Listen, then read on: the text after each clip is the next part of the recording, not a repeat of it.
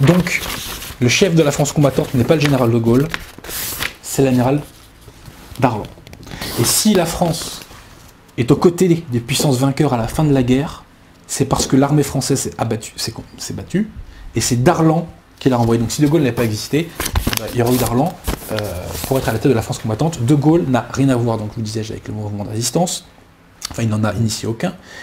Et il n'a pas initié non plus le débarquement en Afrique du Nord, ce qu'il a très mal pris. Je précise... Oui, parce qu'il n'est pas au courant, il paraît qu'il est furieux. Ah, il est furieux. Parce il a dit j'espère que Vichy va les foutre à l'eau. Ouais, voilà. Et Monsieur Lemaigre du Breuil, qui fait partie des 5, a écrit ce livre, Vicissitude d'une victoire, sous le pseudo de Crusoe à l'époque, parce que c'était un petit peu risqué de tacler de Gaulle à l'époque, là, c'était un peu tendu. Il raconte que de Gaulle, il était hors jeu, quoi. Là, c'était hors sujet, quoi.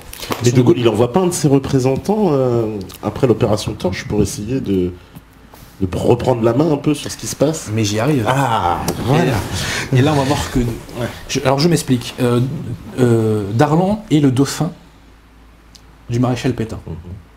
Darlan se bat au nom de la Révolution nationale, de ce fameux ordre chrétien qui nous disait, qui s'oppose aux utopies matérialistes et païennes des pseudo-philosophies italiennes et fascistes. Darlan est le légataire de l'héritage spirituel de la France et des traditions françaises. Que va-t-il se passer? Le 24 décembre, il va être assassiné. Il est assassiné par un ancien membre de l'Action française. Un petit jeune, manipulé. Il a 19 ans, c'est ça. Des idiots utiles comme on en voit de plus en plus en ce moment. Antifa, mais ouais, par exemple. Bonnier de la Chapelle. Voilà. Mais ils sont tirés au sort, hein, c'est ça. Alors oui, mais attention. Pour la petite anecdote. Mais pour qui bossait Bonnier de la Chapelle? Ça, c'est intéressant. Ouais. Bonnier de la Chapelle travaillait pour l'abbé Cordier, qui lui-même travaillait pour Henri Dacier de la Vigerie, un des membres des 5. Mais pour qui travaillait Henri Dacier de la Vigerie? Il travaillait pour le comte de Paris. Qui a organisé la mort de Darlan? Le comte de Paris, à son moment... Ce qu'il faut savoir, c'est que Darlan reprend le pouvoir au nom du maréchal Pétain et il crée le Haut Commissariat, le Haut Commissariat de l'Afrique française, ou je sais pas quoi. Enfin, on va l'appeler ça le Haut Commissariat. Et il crée aussi un Conseil d'Empire. Ce que voudrait le comte de Paris, c'est dire, bah écoutez, Darlan, figure controversée, donc moi je pourrais prendre sa place, comme ça je pourrais faire la réconciliation entre toutes les fractions de la résistance française. Ok. Le problème, c'est que Darlan, lui, n'est pas d'accord, mais le comte de Paris, lui, veut reprendre le pouvoir pour peut-être éventuellement réinstaurer une monarchie. Le problème, c'est qu'il est indécis, puis il est encore jeune, donc il ne sait pas trop quoi faire. Mais le 19 décembre 1942, arrive de Londres François d'Astier de la Vigerie, le frère d'Henri et le frère de Emmanuel d'Astier de la Vigerie. Curieuse famille. Hein. Il rencontre le comte de Paris. Ils nouent un accord. L'accord est le suivant. Nous, gaullistes, nous assassinons Darlan. En contrepartie, vous prenez sa tête, vous prenez la tête du Haut Commissariat, et vous faites un gouvernement Giraud de Gaulle, avec de Gaulle ministre d'État. Et de Gaulle et Giraud aux armées. Ça, c'est le deal de base. Donc Bonnier de la Chapelle va assassiner Darlan. Le problème, c'est que le Conseil d'Empire ne va pas élire à la tête du Haut Commissariat le comte de Paris. Il va élire Giraud. Et en plus, les Américains ne voulaient pas de restauration de la monarchie sans que le peuple français l'ait validé démocratiquement. Et de toute façon, là, pour le coup, les Américains nous ont rendu à bon service parce que les Orléans, je pense que c'est pire que la République de nous à moi. C'est le mauvais plan, hein. C'est le mauvais plan, les Orléans. Donc voilà. Donc il y a une conspiration gaulo-monarchiste qui n'a pas marché comme on l'espérait. De Gaulle monarchiste de base, hein, royaliste de base. Tout à fait, sauf que De Gaulle, De Gaulle était un patriote français, mais quelque chose qu'il aimait plus que la France, c'était sa personne. Et De Gaulle, quand il faisait le mal, avait une conscience totale du mal qu'il faisait. Totale. C'est pour ça qu'il est coupable. Il n'y a pas de péché sans conscience du péché, mais De Gaulle avait conscience des péchés qu'il commettait. C'est pour ça que je l'en veux beaucoup. Donc Giraud arrive à la tête du Haut Commissariat. Et à ce moment-là, au titre des... les accords Giraud-Murphy rentrent en jeu. Mais alors là, De Gaulle est emmerdé, il dit merde, je me suis débarrassé de Darlan et maintenant il y a Giraud à la tête du Haut Commissariat. Zut. Que faire? Alors, ce qu'il faut savoir, c'est que donc Giraud, à ce moment-là, s'entend pas trop mal avec les Américains. Et qu'au mois de janvier, du 14 janvier 1943, sont signés avec Roosevelt les accords d'Anfa. Au titre de ces accords d'Anfa, la France a appelé officiellement les États-Unis pour venir l'aider. On s'engage à rétablir l'intégrité du territoire français. Bon, Giraud n'est plus le défenseur de la cause alliée, enfin, vous savez, le commandant suprême interallié, mais bon. Mais la France est alliée des États-Unis, et Giraud officiellement, et je cite, je crois qu'il il a un droit, il a le devoir et le droit de défendre les intérêts de la France. Donc Giraud est le représentant officiel des intérêts de la France. Donc ça, c'est les accords d'Anfa. Donc ça consacre l'autorité de Giraud. Et là, De Gaulle et Churchill sont emmerdés. Ils sont emmerdés, puisque là, De Gaulle est complètement marginalisé. Que va-t-il se passer? Churchill va mettre la pression sur les Américains pour changer les accords d'Anfa. Et ça, c'est monsieur Lemaigre-Dubreuil, qui nous l'explique très bien dans ce bouquin-là, et aussi Kenneth Pindar dans Le dilemme France-États-Unis nous l'explique très bien. Donc, Churchill va mettre la pression pour changer les accords d'Anfa, et De Gaulle, Giraud ne sera plus le défenseur des intérêts de la France, mais il ne sera plus que le gérant des intérêts de la France en Afrique du Nord. Ça change absolument tout. Et ça change le fait que la France, à ce moment-là, perd l'autorité. Comment vous dire? La France va être exclue des réunions interalliées, puisqu'elle n'a plus de représentant officiel pour défendre ses intérêts. Donc si nous avons été exclus de 43-45 des conférences de Téhéran, Potsdam, etc., c'est à cause de Gaulle et Churchill. D'accord. Alors parce qu'on nous a toujours dit, c'est parce que Roosevelt, il n'aimait pas De Gaulle, et qu'il disait, bon bah de ce Français-là, les Français ne méritent pas d'être à notre table. C'est parce que le siège qui avait été fait pour Giraud, et donc pour la France, a été détruit par Churchill et par De Gaulle. De Gaulle aime la France, il l'a défendue, mais avant de défendre la France, il défendait De Gaulle. Et pour défendre De Gaulle, il fallait rabaisser la France, et il a accepté le rabaissement de la France. Donc si la France a été absente des réunions interalliées, c'est parce que De Gaulle a saboté les accords d'Anfa. Et les Américains étaient ravis. Ils étaient ravis.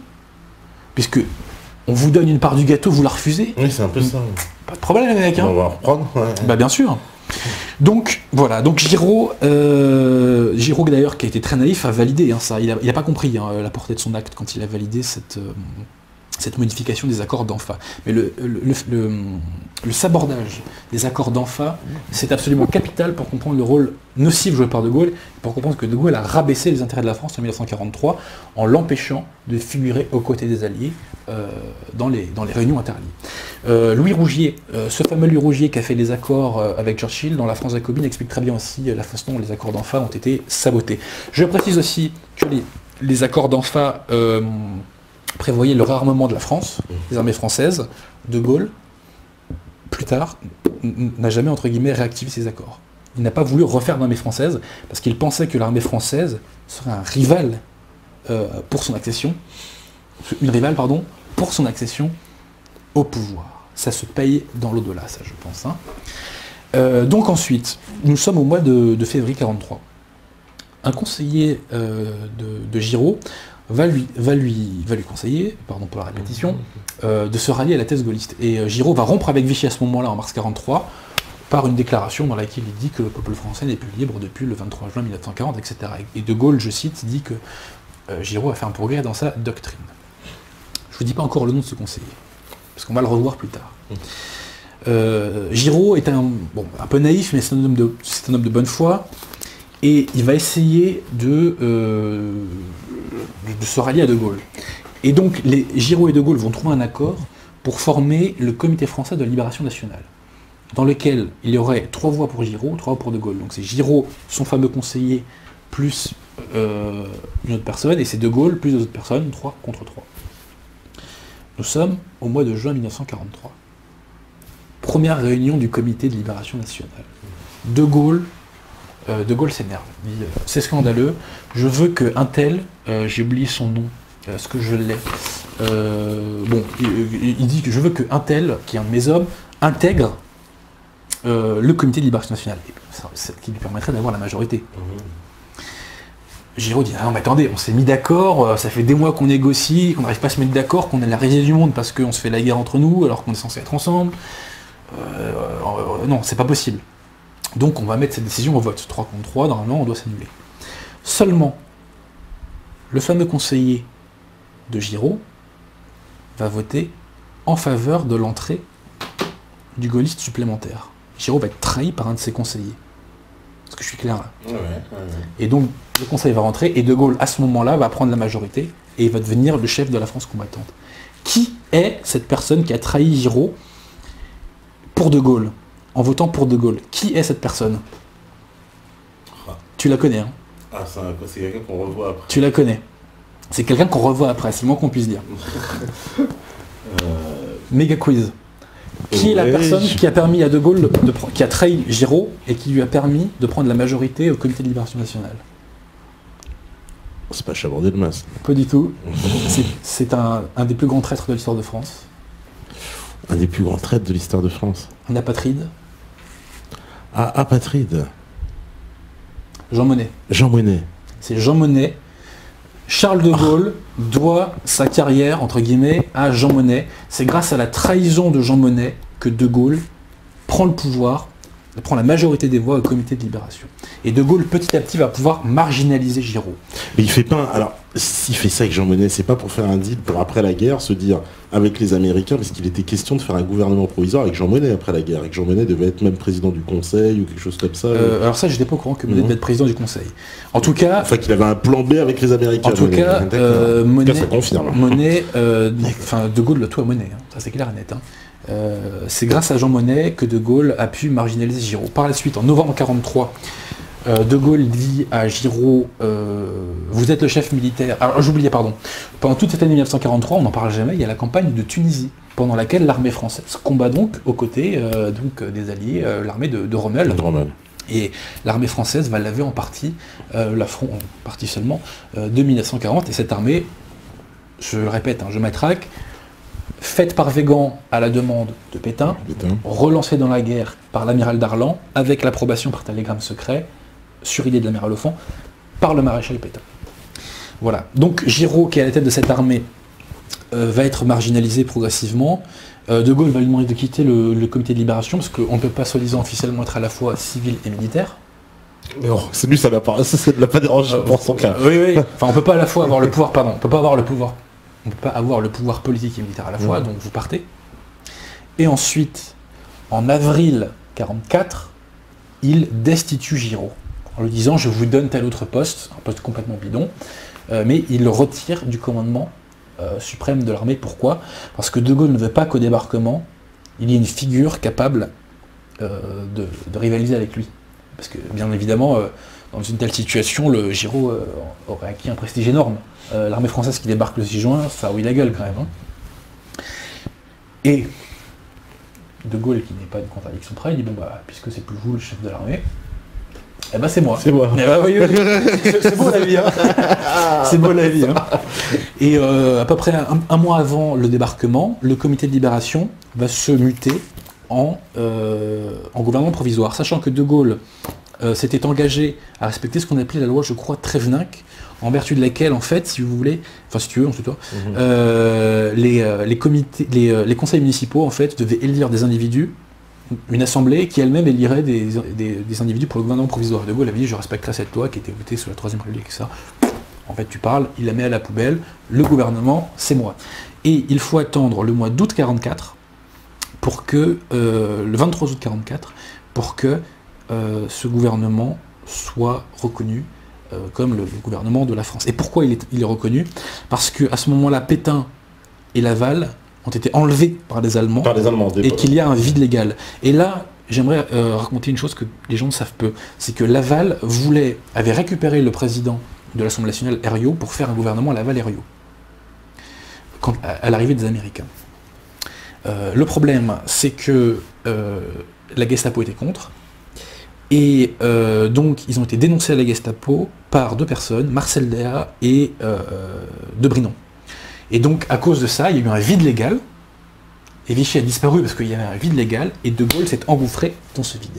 Et dans ce vide, en fait, il y a eu une course entre De Gaulle et les communistes pour savoir qui arriverait à s'imposer, et c'est De Gaulle qui a gagné cette course. Néanmoins, il était resté les mains dans la main avec les communistes. J'aimerais vous lire, pardon, j'ai oublié de vous la lire, une lettre, faut que je retrouve le truc, une lettre de Ribbentrop à Pétain. Une lettre parce qu'en fait, si vous voulez, De Gaulle, le 3 novembre 1943, va créer une assemblée consultative. En gros, c'est vraiment mimer un parlementarisme. Alors qu'en fait, les membres de cette assemblée n'ont bien évidemment pas été élus, ils sont simplement nommés. Donc c'est vraiment pour mimer le truc, quoi. Et Pétain, pour entre guillemets contrer ça et assurer sa légitimité, va tenter un nouveau entre guillemets 13 décembre. Il va tenter d'éjecter Laval et il va faire un acte constitutionnel dans lequel il est dit que s'il venait à mourir, le pouvoir constituant reviendrait à l'Assemblée nationale. Et donc les Allemands considèrent que c'est une façon de restaurer l'Assemblée. Et voici la lettre que Ribbentrop écrit à Pétain. Enfin, un extrait. Si l'on jette un regard sur les 3 dernières années des rapports franco-allemands, il reste incontestable que les mesures que vous avez prises en votre qualité de chef de l'État ont eu malheureusement trop souvent le résultat de rendre plus difficile la collaboration, qui pourtant était poursuivie par le gouvernement français. Cette lutte constante contre tout travail positif a eu pour conséquence de rendre impossible par votre résistance permanente la nomination aux postes les plus importants du gouvernement français et de l'administration des hommes dont l'attitude loyale aurait assuré l'exécution d'une politique raisonnable de consolidation intérieure de la France. Pour toutes ces raisons, vous ne serez pas surpris, monsieur le maréchal, si le gouvernement du Reich observe votre activité avec une réserve toujours croissante. C'est-à-dire que, en fait, les nazis sont en train de dire vous êtes trop résistants, ça fait 3 ans que vous nous faites chier parce que vous avez tout fait pour nous savonner la planche. C'est bien résumé. C'est bien résumé. Je précise qu'après cette crise, les Allemands ont imposé un remaniement au gouvernement et que là, ils ont imposé l'entrée de purs collabos au gouvernement, comme par exemple, comment s'appelle-t-il Henriot et Darnan. C'est vrai que le cas Darnan est compliqué, parce que Darnan a failli rentrer dans la résistance. Et oui. Mais voilà. Il y a plein de trucs dont j'ai pas pu parler ce soir. J'ai pas pu parler du service du travail obligatoire, j'ai pas pu parler du cas Laval, j'ai pas pu parler de la milice. Il y a plein de trucs, il y a tellement à dire. Mais voilà, donc... Et donc De Gaulle, parce qu'en fait finalement, c'est ce que tu es en train pour arriver, parce que je comprends que ça veut dire qu'en fait il a fait un coup d'état quelque part, c'est ça. Il a fait un coup d'état. Il a fait un coup d'état et en plus il s'accapare des lauriers qui ne sont pas à lui finalement. Exactement. Il reprend le commandement d'une armée qu'il n'a pas créée. En fait la résistance a été initiée par un Pétain et en fait on a De Gaulle qui arrive qui ramasse les marrons du feu. Initiée par Pétain, non. Disons que Pétain a soutenu. Voilà, il a soutenu la résistance, mais De Gaulle n'a initié aucun grand mouvement. Pétain a soutenu certains mouvements de résistance. Il en a combattu d'autres, il faut le dire, qui n'avaient de résistants que le nom. Pétain avait une diplomatie de combat contre l'Axe qui lui a permis de jeter l'Axe contre la Russie.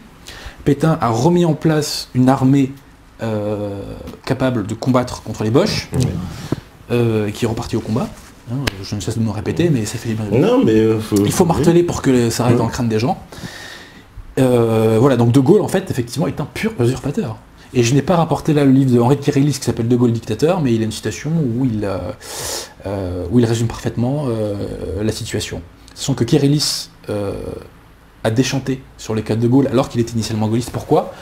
Parce qu'en 1943, quand l'armée française repart au combat, Kérillis se dit De Gaulle, il est général, donc il va demander un commandement, et il va les se battre. De Gaulle ne l'a jamais fait. De Gaulle n'a joué aucun rôle militaire. C'est un politique en fait. C'est un politique. C'était un politique déguisé en militaire. D'ailleurs, De Gaulle n'aimait pas l'armée, en vérité. Il a épuré autant qu'il l'a pu. Et si l'on en prend Henri de Kérillis, il a envoyé l'armée française en Italie, combattre en Italie en 1943, pour la réduire en termes de vie humaine. Puisque concrètement, il y en a qui vont se faire buter, donc moi j'aurais moins de concurrents. J'espère qu'Henri de Kérillis se trompe, parce que sinon je me fais du souci pour le salut de l'âme du général de Gaulle. Mais le principal crime du général de Gaulle, j'en ai pas encore parlé. En 1944, il arrive à être le maître de la France. Il aurait pu à ce moment-là s'entendre avec Pétain. Pétain avait envoyé le fameux amiral Offand lui proposer une transmission des pouvoirs. Donc en gros, Pétain m'a délégué sa légitimité et moi, amiral Offand, je vous la rends. De Gaulle refuse. Et De Gaulle aurait pu à ce moment-là reprendre le flambeau de la Révolution nationale, il aurait pu reprendre le flambeau de l'héritage culturel et spirituel de la France, qui revenait sur la Révolution française, parce que Pétain voulait faire une république anti-jacobine, il voulait faire une république corporative et familiale. J'ai pas le temps de développer, c'est dommage. Une fois peut-être. Ouais. De Gaulle aurait pu valider ça, mais qu'est-ce qu'il choisit ? il choisit les cocos. Il choisit l'anti-France, il choisit la gauche. La droite s'est faite liquider en 1944. Pourquoi? Que s'est-il passé en 1944? Bah, les Américains arrivent en juin. Il s'est passé un truc dont on ne parle jamais. L'épuration. Après, justement, l'épuration. Ouais. De Gaulle laisse faire les cocos, il laisse faire la fameuse épuration, qui se traduit en gros entre 40 et 100 000 morts. 40 et 100 000 morts, ça c'est l'épuration sauvage. C'est pas des collabos qui sont fait buter pendant l'épuration, bien sûr, on a pu en trouver... Il y a la vengeance aussi, c'est quoi alors? C'est parce que on a voulu liquider une classe sociale, on a voulu liquider les notables de droite. Les communistes voulaient faire une révolution sociale et politique. Donc ils en ont profité pour liquider la vraie droite. Je parle pas de Juppette, je parle pas de Sarko, l'américain. Je parle de la vraie droite, la droite Léon Daudet, Chateaubriand, et j'en passe, bref. Donc les communistes ont fait cette épuration, à peu près 1 million de personnes mises en prison. L'épuration légale condamne 10 000 personnes à mort. Et il y a eu, ce qui est très intéressant, c'est qu'à cette époque, on a inventé le concept d'indignité nationale, qui en gros vous empêchait de bosser et compagnie. La diabolisation d'aujourd'hui, le ostracisme social par diabolisation, c'est la fille de l'indignité nationale. Cette saloperie de diabolisation inventée par la gauche, c'est la fille de l'indignité nationale. Donc De Gaulle avait le choix entre la France et l'anti-France. De Gaulle avait le choix entre l'héritage spirituel de la France et la République des Lumières, de la gauche, des cocos. Il a choisi la République des Lumières pour asseoir sa légitimité. C'est un crime contre la France, et si la France s'est ralliée au mondialisme plusieurs décennies plus tard, c'est à cause de cela. Et ça, c'est De Gaulle a fait perdre un siècle à la France. Parce que la situation dans laquelle on est là, on va s'en sortir parce que l'instinct de survie nous y poussera. Mais De Gaulle a rétabli les Lumières que Pétain avait éteintes. Pétain les avait mis à l'amende, il avait mis l'amende de la franc-maçonnerie d'ailleurs, petite parenthèse. Oui, c'est vrai. Ce que c'est sympatoche. Et De Gaulle avait le choix donc entre ça et la barbarie communiste, et il a choisi ça. On me dit, je ne suis pas d'accord avec Adrien Abosi, De Gaulle était un spécialiste de l'armée de terre en stratégie par les tanks. Non, ça c'est... Alors, parce que ça c'est le grand mythe qu'il aurait que Hitler se sera inspiré du livre de Gaulle. Bien sûr, parce qu'il parlerait d'une guerre mécanisée. Non, c'est parce que De Gaulle a fait un truc sur un livre qui s'appelle L'armée de métier, mais ce qu'il faut dire, c'est que De Gaulle a eu quelques commandes. Il a eu une très très belle division pendant la guerre, et on a raconté que c'était le seul général qui avait eu une victoire. Enfin, c'est pas vrai. Non, mais ça c'est ce qu'on appelle une idée reçue, cher monsieur, et il faut aller vérifier. Quand on a une affirmation, là je fais mon avocat, moi, vous savez, quand la partie adverse m'oppose un argument, je vérifie quoi. Je vérifie si ce qu'il dit est vrai. Vérifiez. Et tout ce que j'ai dit moi, ce soir, vérifiez-le. Vérifiez-le. Voilà, parce que ça c'est un lieu commun, c'est vrai que nous aussi on a appris à l'histoire que dans l'histoire que De Gaulle aurait écrit ce livre dans les années 20 où il critiquerait l'état de l'armée, les années 30, pardon, il critiquerait l'état de l'armée française, il préconiserait une armée mécanisée, etc. et que Hitler aurait suivi ces conseils-là. Ça c'est un peu la légende quand même, maintenant je m'aperçois avec le temps. L'Amérique a été découverte en 1935. On me dit, voilà, De Gaulle, inventeur du Blitzkrieg, en fait, oui, c'est... N'importe quoi. De Gaulle n'a pas inventé des stratégies militaires, à ce point-là. Non. D'accord. Voilà. Il y en a d'autres qui disent au contraire, on y voit un peu plus clair. Merci Adrien Abosi. Pourquoi la Vichy a livré la Tunisie à l'Allemagne? Elle n'a pas livré la Tunisie à l'Allemagne. C'est plus compliqué que ça. C'est qu'en fait, la Tunisie était tenue par l'amiral Esteva, en fait, et il y a eu des quiproquos avec la fameuse histoire de Noguès qui était nommé, rappelle-toi. Ouais. Et Noguès n'a pas eu le temps, en fait, si vous voulez. En fait, c'est que l'Axe s'est rué trop rapidement sur la Tunisie. Et Esteva n'a pas eu le temps de se rallier à Darlan. Voilà. C'est très compliqué l'histoire de la Tunisie. D'accord. Attends, je regarde un petit peu, parce qu'il y a des questions comme ça, on va passer peut-être 10 minutes à répondre aux questions, un petit quart d'heure, on avait dit. Je plaide demain. Voilà, bon, on me dit, je me pose une question fondamentale. Est-ce que vraiment De Gaulle a préservé notre souveraineté en protégeant notre or? Parce que tu sais, après, on sait qu'il a protégé l'or, non? C'est faux tout ça? Alors attends, non mais attendez, ça c'est autre chose. Moi je parle qu'il était président. Je parle du De Gaulle 40-44, l'or de France, si je dis pas de bêtises, mais ça a vérifié, je suis pas sûr de moi 100%. Je crois qu'on l'avait envoyé aux Antilles, mais je suis pas sûr. Là je suis pas sûr. D'accord. Mais que De Gaulle ait pu rendre des services après, c'est très bien. Mais De Gaulle a combattu contre les conséquences du mondialisme. Mais il a rétabli la cause du mondialisme qui est la lumière. L'héritage spirituel de la France est incompatible avec le mondialisme. Et si la France, les élites françaises se sont données au mondialisme dans les décennies qui suivent, c'est parce que De Gaulle a rétabli les Lumières en 1944. C'est un crime contre l'âme de la France, et De Gaulle le savait très bien. Et il l'a fait pour sa propre gloire, c'est ça. Oui, bien sûr. Devant, en fait, il a fait passer l'intérêt national derrière. Ah oui, c'est quand même dur pour une icône de... C'est quand même dur. Attendez, je vais voir si je retrouve j'ai oublié de vous citer. D'ailleurs, juste petite question pour raconter. De Gaulle n'était pas général non plus, semble-t-il.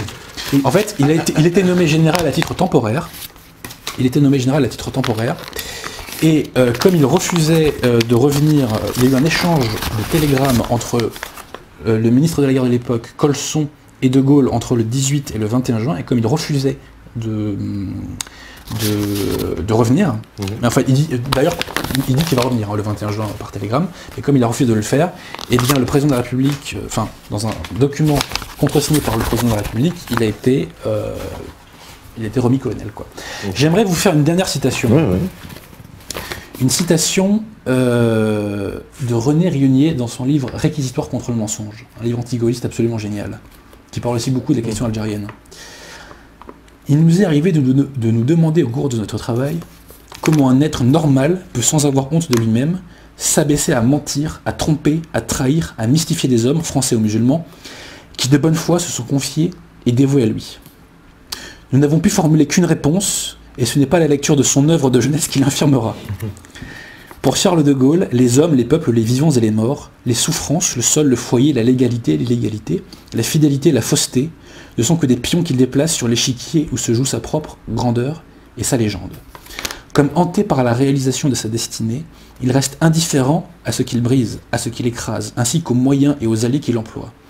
Le pouvoir qu'il assume n'est pas fait pour le bonheur des hommes, mais pour que se réalise l'idée qu'il a de lui. Le but d'Hitler était extérieur à lui-même, c'était la domination germanique. Le but de Lénine et de Staline l'était aussi. La domination du prolétariat s'apparente à bien des égards à celle d'une race élue. Mais le but de Gaulle a quelque chose d'hallucinant et de sordide. Tout se passe à l'intérieur de lui-même et n'a d'autre explication que lui-même. Chapeau. Oh, bah. Ça, c'est clair, au moins, voilà. Alors on me dit... est-ce que pour ces... comment dire, ah oui, est-ce que c'est pour ces faits de guerre que De Gaulle a gracié Pétain? Parce que c'est vrai qu'il le gracie quand même après. Non, il a gracié Pétain parce que Pétain avait 95 ans. 95 ans, faut le dire. Il avait 95 ans. Donc c'était un vieux monsieur. C'est pas pour l'amour du Christ, hein. D'accord. Non. Est-ce qu'il existe un livre qui condenserait tous ces éléments où monsieur Abosi prévoit de s'y atteler un jour? Dans mon prochain bouquin, j'en parle pas mal. Mais donc, Mon tour à Verdun diplomatique de Louis-Dominique Gérard, tuerie totale.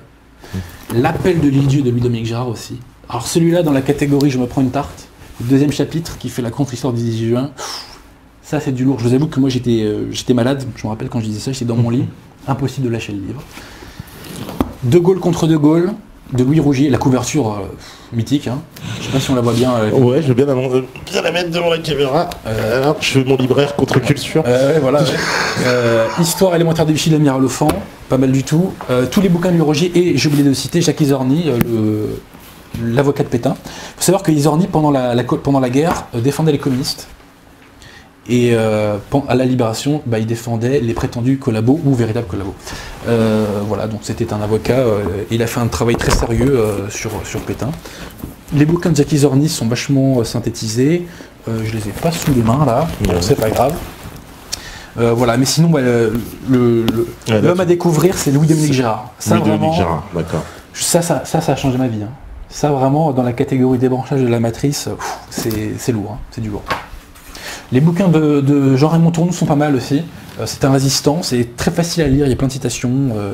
On peut lire donc Pétain et la France, et aussi il y en a un autre qui est pas mal, qui s'appelle Pétain et De Gaulle. Voilà. On me dit, alors aussi, je lis vos questions, chers amis. Est-il possible que la dissidence produise des documentaires de grande envergure, thème par thème, afin de rétablir la véritable connaissance? Oui, c'est quoi la dissidence? Voilà, faudrait définir qui. Ouais, c'est quoi la dissidence? Si c'est Laurent Louis, bon, il y a peu de choses. J'ai rien contre lui, mais bon. On me dit que tu ne parles pas trop du Parti communiste. Bah, un petit peu quand même, t'as parlé de l'Alliance communiste. J'ai pas eu le temps de beaucoup en parler, c'est vrai, mais j'en parlais, ce sont des pourritures. La gauche, c'est l'anti-France, c'est l'anti-socialisme. On a vu De Gaulle quand même toute sa carrière faire quand même alliance avec les communistes de nombreuses fois. Mais est-ce qu'il y a quand même à un moment donné, il n'a pas un peu fait, on va dire, alliance avec les communistes pour sauver la France. Je pense, je me fais l'avocat du diable, je pense entre autres au vote contre l'armée européenne de défense qui fait échouer avec le vote communiste. Ouais, enfin bon, attends, on va être sérieux là. Alors, sincèrement, moi je m'en tape ce qu'il faut comprendre, c'est que pourquoi Churchill a soutenu De Gaulle? Oui. C'est parce que les anglo-saxons voulaient deux choses de la France après la guerre. Un, qu'elle accepte de faire une fédération occidentale européenne pour faire contrepoids à la Russie, voire avec d'autres arrière-pensées mondialistes en ce qui concerne l'oligarchie anglo-saxonne, anglo-américaine, pardon. Et deuxième chose, elle voulait qu'il liquide l'empire colonial français, et en particulier le Sahara. Parce que le Sahara, c'était du pétrole. Et on ne voulait pas que la France ait ce turbo-nucléaire qui est le Sahara. Donc quand on me dit De Gaulle a sauvé notre or, franchement, donne-leur aux Américains, et on garde le Sahara. Hein. Sincèrement, le Sahara, ça rapporte à l'Algérie actuellement, alors que ça n'avait jamais été algérien, ça rapporte des dizaines de milliards d'euros par an. En larguant le Sahara, De Gaulle a commis un crime contre les intérêts de la France. Mais là, on sort de notre période. Parce qu'il y a deux périodes. Toi, justement, tu penses que De Gaulle, on peut le diviser en deux périodes? C'est vraiment la période, je pense que De Gaulle a dû être torturé beaucoup par sa conscience. Ouais. Pourquoi il quitte le gouvernement provisoire? Parce qu'il n'est pas resté très longtemps, finalement. Alors, très intéressant. Il quitte le gouvernement provisoire parce que le parlementarisme se remet en place malgré lui. Et en fait, De Gaulle avait... L'Assemblée de l'époque avait redonné un mandat à De Gaulle pour tant de mois. Il savait qu'à l'issue de ce mandat, il aurait plus les manettes, et il voulait mettre en place, si tu veux, une république présidentialiste. Le problème, c'est qu'on a mis en place cette fameuse 4ème République, et que les partis de gauche de l'époque n'étaient pas favorables à cette présidentialisation de la République. Et donc on était revenu... La 4ème République, c'est presque un copier-coller en termes d'institution de la 3ème, en vérité. Hein. C'est-à-dire gouvernement super instable, voilà. Et donc il n'y a pas de place pour un homme comme De Gaulle. De Gaulle l'a compris, et donc il est parti. Et c'est pour ça qu'il revient en 58, voilà. Finalement. Donc il y a 12 ans de traversée du désert. Et tu confirmes, donc quand il revient en 58, parce que ça... Il fait ce que les Américains lui demandent. Voilà, il revient avec l'appui américain, parce que les Américains veulent que la France conserve l'Algérie. C'est-à-dire que... Alors c'est quoi? Alors c'est plus compliqué, c'est pourquoi les Américains le sollicitent pour revenir, en fait. Pour liquider l'Algérie. Pour liquider l'Algérie? Mais bien sûr que oui. Bien sûr que oui. Ah, c'est tout l'inverse. Mais tout le monde voulait liquider l'Algérie. Dans l'histoire, on nous a toujours dit il vient parce que justement ils doivent conserver l'Algérie, qui fait un pied aux Américains parce que justement ils donnent... Non, les Américains étaient ravis. D'ailleurs, les États-Unis et l'URSS, à l'époque, sont favorables parce que la France dégage du Sahara. Hein. D'accord. Ils étaient ravis. De Gaulle a fait ce que les Anglo-Saxons attendaient de lui. Après qu'il fasse un discours à Phnom Penh pour dénoncer la guerre, je m'en fous, c'est des mots. Ce sont des mots. Les intérêts de la France ne sont pas défendus par des mots, ils sont défendus par des actes. Mais ceci étant, De Gaulle a fait des choses positives aussi. Mais De Gaulle a lutté contre les conséquences d'une cause qu'il a rétablie. Je répète que le crime du général De Gaulle, c'est d'avoir rétabli la République des Lumières, qui est l'anti-France. J'ai pas le temps de développer. Et en plus, mon cerveau, il fonctionne moyennement à cette heure-là. Mais si De Gaulle a pu faire des choses bonnes lorsqu'il était président, je veux dire, je veux bien que vous distribuiez des pansements, mais il ne fallait pas déverser une épidémie. Je veux dire, voilà, De Gaulle a mis des rustines sur des jambes en bois, si vous voulez. Le crime qu'il a commis, c'est que nous pouvions revenir sur la Révolution française avec ce projet de république corporatiste et familiale que voulait faire Pétain. Cette république que j'appelle anti-jacobine. Pétain voulait rechristianiser la France. Je rappelle que Pétain voulait qu'on apprenne les devoirs envers Dieu à l'école. Hein. On voit où on en est aujourd'hui. Vous savez, beaucoup de gens critiquent mai 68, mais mai 68, c'est la conséquence de 1944. Mai 68, c'est la conséquence de l'épuration. La droite s'est faite liquider en 1944. Il y avait des freins moraux, si vous voulez. La droite n'était pas exceptionnelle, si vous voulez. C'était pas la méga folie. Mais voilà, elle avait quand même beaucoup plus de mérite que cette gauche infâme qu'est l'anti-France. On ne peut pas critiquer mai 68 si on ne critique pas 1944. Impossible. Et d'ailleurs, il y a un lien. 1944, c'est un 1789 bis. 1944, c'est la restauration de la République des Lumières. Et ça, c'est un crime capital contre l'âme de la France, puisque c'est le piège à loup qui rabaisse la France depuis 200 ans, et De Gaulle l'a reconstitué, ce piège à loup. Mais ça mérite une émission. Je pense qu'on pourra en refaire de toute façon, parce que vous tous vous me dites ouais, c'était super intéressant. En tout cas, merci Adrien, vraiment une émission. Y a pas de quoi. Une émission hyper intéressante. Je remercie Meta TV parce que sincèrement, ce que j'ai dit là, à ma connaissance, ça n'a pas été dit depuis des décennies. Ouais, et il faut que la France comprenne ce qui s'est passé à cette époque-là et qu'elle n'a pas été cette saloperie que le système lui dit qu'elle est. La France vaut mieux que ce que le système dit d'elle. Et certains hommes diffamés par le système, le maréchal Pétain, le général Végan, l'amiral Offand et beaucoup d'autres, même Darlan quelque part, et l'amiral Darlan tout à fait, ne sont pas ces saloperies qu'on nous dit qu'ils sont. C'était des patriotes, ils ont fait ce qu'ils ont pu pour se battre pour la France, et je le dis, ils ont combattu le nazisme. Et je mets au défi n'importe quel contradicteur. Là tu vas faire pire que Zemmour, je pense. Qu'est-ce qu'il lui en a parlé 20 minutes, ça a fait un tremblement de terre. Je suis pas dans les mêmes cénacles que lui, c'est-à-dire que moi ici je peux parler librement, j'ai pas autour de moi un contexte. Ah oui, c'est vrai que nous on n'est pas en procès comme lui le parce pauvre que serait dans si demain j'allais chez Ruquier, je serais dans le cadre d'un guet-apens médiatique. Ah oui, ce serait terrible. Et puis voilà, on me mettrait des coups dans les tibias, enfin voilà quoi, ça serait bon. Vous allez réhabiliter le nazisme, c'est ça qui te dirait Émeric Pamon. Émeric Caron. En tout cas, merci. Nous, de toute façon, on te reverra. Je souhaite toutes mes condoléances. Enfin, je fais toutes mes condoléances au cerveau d'Émeric Caron. Et Émeric Caron, ouais, nous aussi. Ça lui fera plaisir. Et puis on passe le bonjour à Éric Zemmour. D'ailleurs, s'il regarde, sait-on jamais cette émission, il sera le bienvenu ici avec grand plaisir pour venir nous parler de son livre, parce qu'on a plein de questions à lui poser. En tout cas, merci beaucoup. Zemmour fait beaucoup de bien. Il fait beaucoup de bien. En tout cas, il ouvre les débats. Moi, je suis pas d'accord avec tout, mais je trouve qu'il ouvre les débats. Et puis il emmerde le système. On peut dire ce qu'on veut de lui, mais... Ah oui, quand ça traité d'antisémite, je me dis oui, c'est vrai qu'il est fait chier. Là, il est fait chier, vraiment. Quand t'as Tali et puis Marc Benamou qui commence à dire c'est un antisémite, bon... C'est même pas sérieux. Ça commence à devenir inquiétant. Et en tout cas, merci à vous tous qui étaient connectés. Je sais, allez, en vrac, il y a Spotlive, GG, Victor Doomdoon, Elvor, un culte dissident. Un culte dissident, par contre, il va falloir se cultiver un peu. Speeddealer, Justine, Shep, Nasrallah, Padragon, Jimmy, Razien, Paytak, Eleftheros, Moa, Veribadjok, Peck, etc., D'Artagnan, Autonomie, Axo, bien sûr. Libertad, etc. Merci beaucoup. Il y a Steph à la régie, bien sûr. Voilà, on fait une bise à Mika pour qu'il se rétablisse le plus rapidement possible. Et puis, bien sûr, on se retrouve demain avec Cro-Blanc. Voilà, donc ça va polémiquer aussi pas mal, je sens. Ouh là là, c'est des soirées polémiques cette semaine. Donc en tout cas, merci à tous, parce que vous savez très bien que si vous écoutez ce message, c'est que vous êtes la résistance. Ciao!